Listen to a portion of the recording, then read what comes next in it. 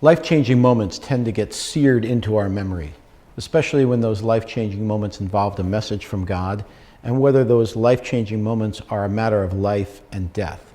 All of that was on the line when Moses spent 40 days and 40 nights on Mount Sinai in God's presence, praying and fasting and asking God for direction. Moses thought that everything that had happened was about to explode and be lost forever. God had rescued his people from slavery in Egypt. He had led them into the wilderness, but now the people had turned their backs on God. And he thought it was all going to be for naught. And so he spent that whole time praying and seeking God, and eventually he got a message.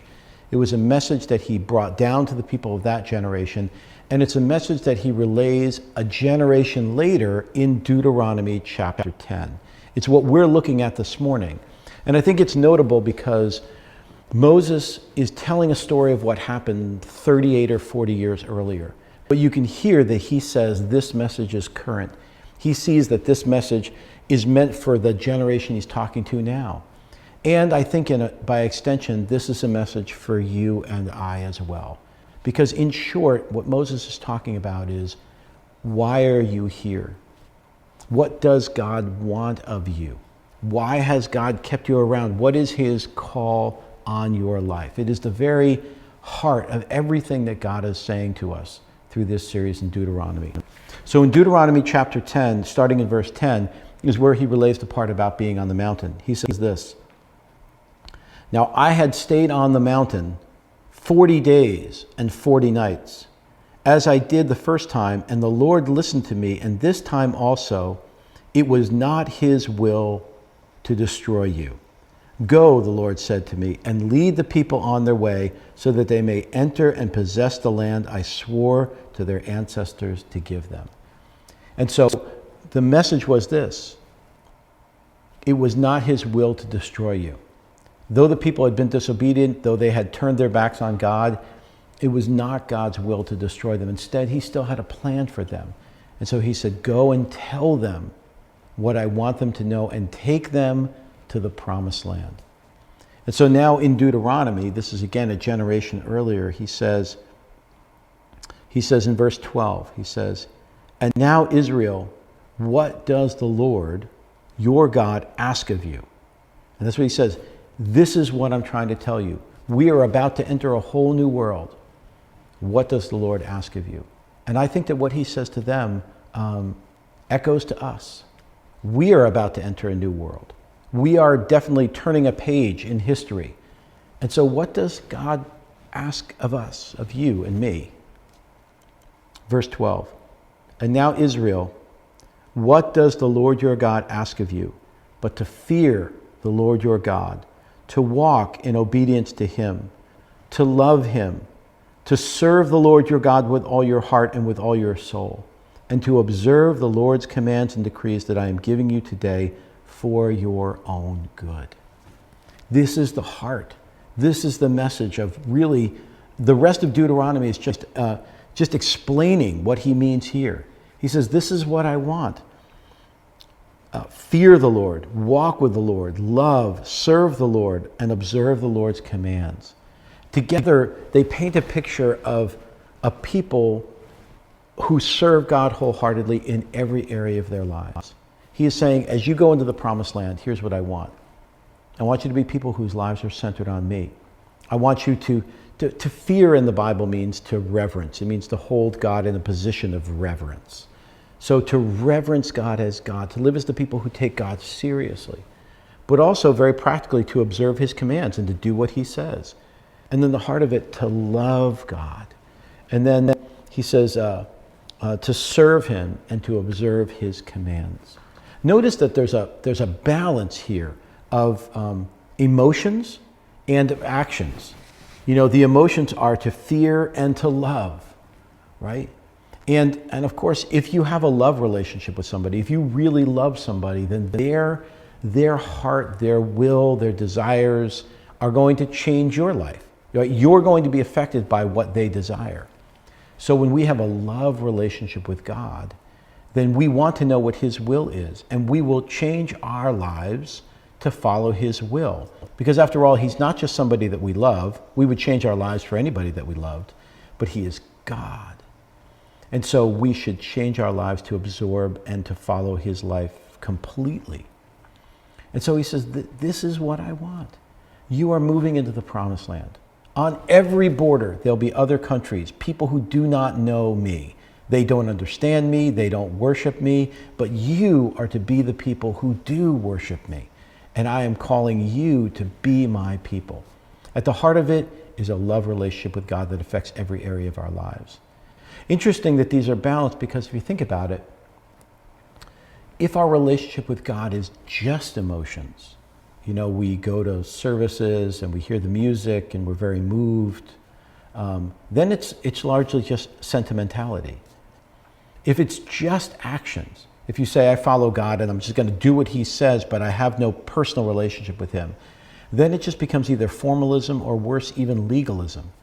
And, both of them get shortchanged. The sentimentality becomes disillusionment, and the formalism can become resentment, because they have to be balanced. We obey God. We walk in his ways out of love for him. So that's a big call. That's a big ask. Moses is saying, I'm not asking you a small thing. I'm asking you a huge thing. I'm asking you to recenter your life, to take it off of those foreign gods or off of yourself and to put it on me and to center your life on following me. I want it to be the whole of your life. And so that's a big ask. Why would he ask something so huge? So he continues, if you look in verse 14, in verse 14, he's going to give a rationale, because he's going to say, this is who God is, and this is what God does, and this is how you're going to respond. And then in verse 17, he's going to say the same thing. He's going to say, this is who God is, and this is what God does, and this is how you're supposed to respond. Because I think he's saying, if you're going to have a love relationship with God, if it's going to affect every area of your life, then you have to know who God is. So he says, this is who God is. This is what he does. This is how you're supposed to respond. Look what it says in verse 14. To the Lord your God belong the heavens, even the highest heavens, the earth, and everything in it. Yet the Lord has set his affections on your ancestors and loved them, and he chose you, their descendants, above all the nations as it is today. And then he says, circumcise your hearts, therefore, and do not be stiff-necked any longer. So there's the statement. What does he say about God? He says, to the Lord your God belong all the heavens, even the highest heavens, and everything on earth. He's basically saying, I'm calling you to a wholehearted, love, obedient relationship with God, because he's the only power worth centering your life on. He's the only one, because he is the main God of all the earth. All the heavens and all the earth belong to him. When you look around, everything you see is God's domain. Everything that you can see in the heavens is God's domain. As far as we can see, we get pictures of the Hubble telescope and we can see black holes deep in space. We can see stars beginning, stars exploding, stars dying. All of that is God's. Everything that we can see belongs to God. And so what else would you follow? Who else would you follow? And he says, but here's the amazing thing. He is God of all the universe. He is God of all the world. And yet he has chosen your ancestors to reveal himself to. He said that's what the Exodus story is all about. That's what the plagues and the Passover are all about. That God said, I am going to reveal myself to the world, but I'm going to do it through you people. And he says he chose your ancestors, and through them he's chosen you. He chose Abraham, and then Abraham's descendants. And now this group going into the promised land are the generation after the generation that came out of Egypt. And so through Jesus Christ, you and I become children of God through Abraham. Like we are Abraham's descendants because we've been adopted as God's children by putting our faith in Jesus Christ. And so this call comes to us too. And so God would say to you, I am the Lord of all the earth, but I've chosen you. And I want to reveal myself to the world through you. I want everyone in the world to know who I am and to know what I'm like, but I'm going to do it through you. That's why you're here. And you may be moving into a new world. You may be moving into a new destiny. You may not know what's around the corner. You may not know what you're supposed to be doing, but I know what I want you to be doing. I want you to be my people. I'm going to reveal myself to the world through you and through this community. And that's why he says in verse 16, circumcise your hearts, therefore, and do not be stiff-necked. This is a strange expression because circumcision is a physical act done on the male body to show that that person belongs to God. But in essence, what he's saying is, what I want is there to be a mark on your heart that shows that you belong to God. I'm not so concerned about outward ceremonies. I want your heart to belong to me. And I want you to be responsive to what I'm saying. Don't be stiff-necked. Stiff-necked is just an expression that means you're being stubborn. You're not listening to what God is saying. Instead, open your heart.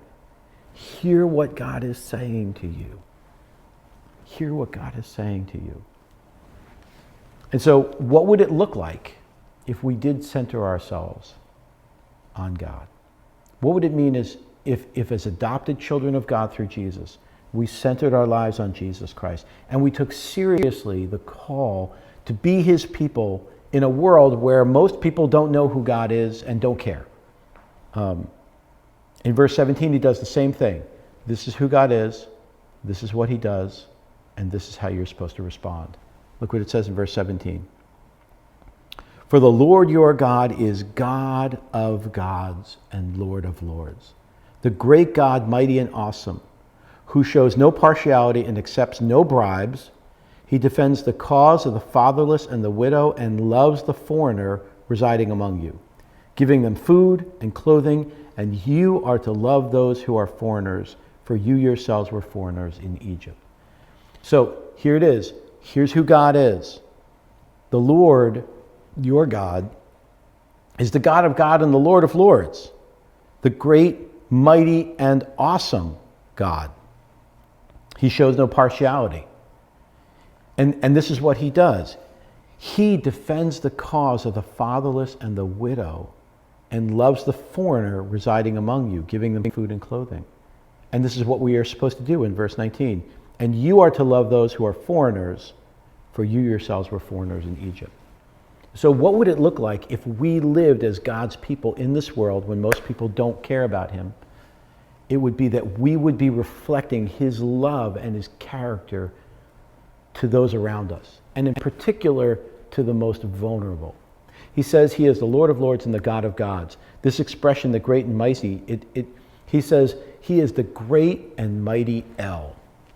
In the ancient pantheon of gods, it was thought that there were a lot of different gods, but there was one God called El. El is like an ancient word for God. There was this one mighty El, and he was the one who presided over all the lords.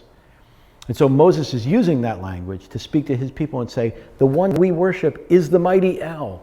He is the God over all gods. He is the one. He is in control of all the earth. There really are no other powers.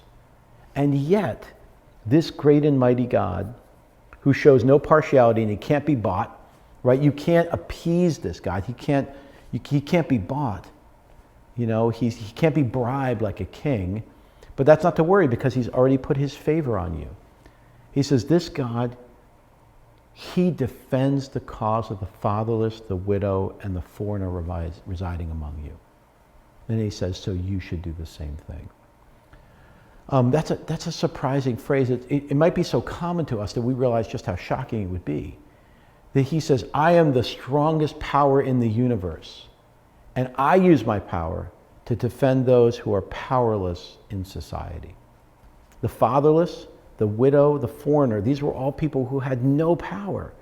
They had no resource. They had no recourse. You know, if you were living as a widow and didn't have a husband, or if you were living as an orphan and didn't have a father, in that culture you were lost. You had no source of income. You had no source of protection. You were extremely vulnerable. And if you were a foreigner, it meant that you had no recourse to the government. You were subject to prejudice and an outcast. But God says, but I love the outcast. I love the widow. And as my people, I want you to reflect my love by loving those who are on the margins. So we think about applying this, and our first reaction is to see these terms in exactly the same way. But taken broadly, what they are is they're an expression of powerlessness. That God, though he is mighty, protects those who are vulnerable. And he says, if you are my people, and if I'm the center of your life, here's what that's going to mean. It means that you're going to use your power, which means your personal power, your political power, your economic power, your giftings, all those things. You're going to use those things to help those who do not have it. And in doing so, you will reveal my love. So when we hear these terms, our first reaction is to take those terms right into our world and to apply them to ourselves, the fatherless, the widow, and the foreigner. And so we look at that and immediately becomes inflamed because we know just what a polarizing issue immigration has been in our country. Now, I'm no expert in the issues of immigration, that kind of stuff. I'm no political expert, but it would just seem to me that this is an extremely complicated idea. That how to handle immigration in the United States is very complicated. The current administration was very critical of the previous administration about how they handled immigration and all that. And whether you agree with that criticism or not, the point is that now they're in power and things are not better. The problem didn't go away because it's complicated. You have these two things in tension. How can we be a nation that welcomes the immigrant and the refugee and the person looking to start their life over again or looking for safety, and at the same time be a nation of laws where there's a process and where people are welcomed in and there's a pathway to becoming citizens and being a part of participating in our country. We have to uphold law and we want to be an open country to immigrants, and balancing those things is very complicated. But the point for us is that we are called to live in this country and we are meant to model God's love for those who are vulnerable. And so above all, we are to love those who are vulnerable. And immigrants aren't the only people who are vulnerable in our culture. The unborn are vulnerable in our country. The poor going to public school in the inner city are vulnerable. I mean, how can we protect and help those who are trying to get a public education in places where it's under-resourced? Young black men are vulnerable in our culture. Single moms are vulnerable in our culture. And so God will start moving in your heart. And he will say, as my people, I want you to extend my love. That's what it will look like if you live as my people in a world where other people don't know you. You will start doing things and your motivation will be extending my love. He says, I want you to love these outcasts because you were once an outcast. And that leads to the last point. We can almost think in this, if we're not careful, that God calls us to be his people and to love other people, and that's the essence of it. It's all about what happens out there and how we live out our faith out there in the culture. And that's a big part of it, but it's not the only part of it. It reminds us that above all, we as individuals have a love relationship with God. And he closes with this in this chapter in verse 20. He says, fear the Lord your God and serve him. Hold fast to him and take your oaths in his name. He is the one you are to praise. He is your God who performed for you those great and awesome wonders you saw with your own eyes. Your ancestors who went down to Egypt and were 70 in all, and now the Lord your God has made you as numerous as the stars in the sky. In other words, let's not forget that all that we do in order to love the vulnerable and to show God's love to a dying world and a lost and confused world grows out of our own love relationship with God. He is the one you are to praise. He is the one you are to fear. And you are to live out your salvation story before other people. He says, remember, you were rescued in Egypt. And so he would say to us, remember that at your heart you are a rescued person. God has come into your life through Jesus Christ, atoned for your sins through Jesus' death on the cross, and adopted you as his child. That's your rescue story. And you are to live out your rescue story in a world where other people don't know that they can be rescued. We are to share God's love in a world where people don't know that there is a God who loves them. And this is our call. We as Cornerstone Christian Church are called to be God's people in this particular place. and to share with people who don't know it that they can have a relationship with God through Jesus Christ, that Jesus can be the center of their family and the center of their lives. And we want to share that love. And we are called to do it together. Whatever the future may bring as we head into this new world, he is calling us to be his people right here. And it only happened as you and I take seriously our growth as followers of Jesus, and as together as a community we take seriously our call to reach out to those who do not know. And by God's grace, that is what we are going to do. And I invite you to be a part of it. As we head into this new world, he says, this is why you're here. So get on board and be a part of what God is doing right now through you in our church. So that's the message, that you have a purpose, and it's to be one of God's people in this world. Let me pray for you. Father, show us how to be your people. Show us how to be your community at this point in the year 2021, to follow you as your people. Show us what that means. And Father, I pray that you would bless each of our individual lives with you, that you would pour out your Spirit into our lives, so at the overflow of your love for us, we would love others. In Jesus' name, amen.